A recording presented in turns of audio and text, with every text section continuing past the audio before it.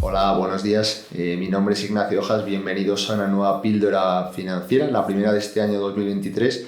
Así que qué mejor manera de empezar el año que, pues comentando un poquito de manera breve cuáles son esos factores principales que, pues van a ser relevantes a la inversión a lo largo de este año, ¿no? Entonces aquí al final yo creo que encontramos 4 factores principalmente que son los que el mercado está siguiendo muy de cerca. Por un lado, yo creo que el más importante de todos es la evolución de la inflación. Ha sido un poco pues, el punto clave, ¿no?, de todo este año 2022, ver cómo pues, los gobiernos y los bancos centrales intentaban controlar esa subida de los precios.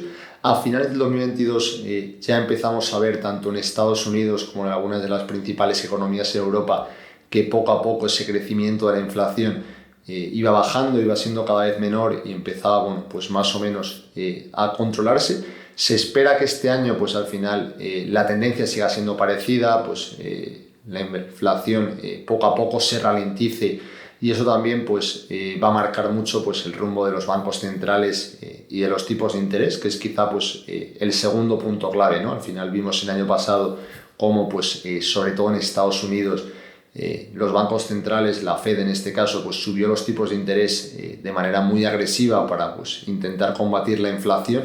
A medida que la inflación poco a poco se ha ido ralentizando ese crecimiento, pues también los tipos de interés han empezado a subir de una manera menos drástica y de hecho pues para este 2023, ahora que la inflación empieza a ralentizarse, se espera pues, que estén probablemente planos todo el año. Incluso pues, también se empieza a especular un poco con que los tipos de interés podrían incluso empezar a bajar en Estados Unidos. El tercer punto importante que también pues, está apareciendo mucho en prensa y es uno de los puntos más vigilados por los inversores es el riesgo de recesión. Al final es verdad pues, que esa subida de tipos de interés tan fuerte del año pasado en general suele provocar pues, lógicamente una ralentización de la economía, ¿no? Pues al final encarece mucho el crédito, encarece la inversión, encarece las hipotecas. Eso al final pues, hace que disminuya lógicamente la inversión que hacen tanto las personas como las empresas. Entonces yo creo que sigue habiendo mucho riesgo a esa posible recesión provocada por la subida de los tipos de interés, aunque es verdad que todavía los datos que están apareciendo son positivos, sobre todo en Estados Unidos. Entonces, aunque hay ese riesgo que está ahí, parece que pues todavía la economía sigue cabalgando fuerte. Yo creo que es algo pues, positivo.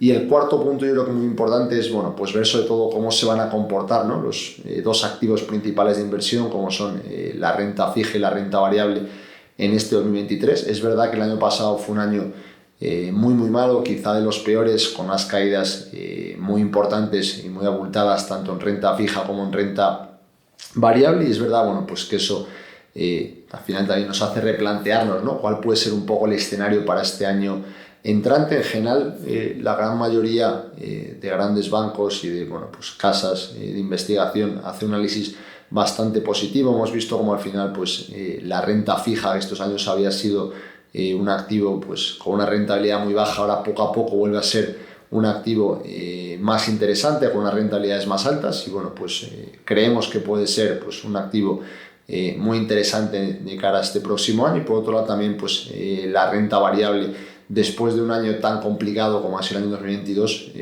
puede ser que este año 2023 sea un año más positivo.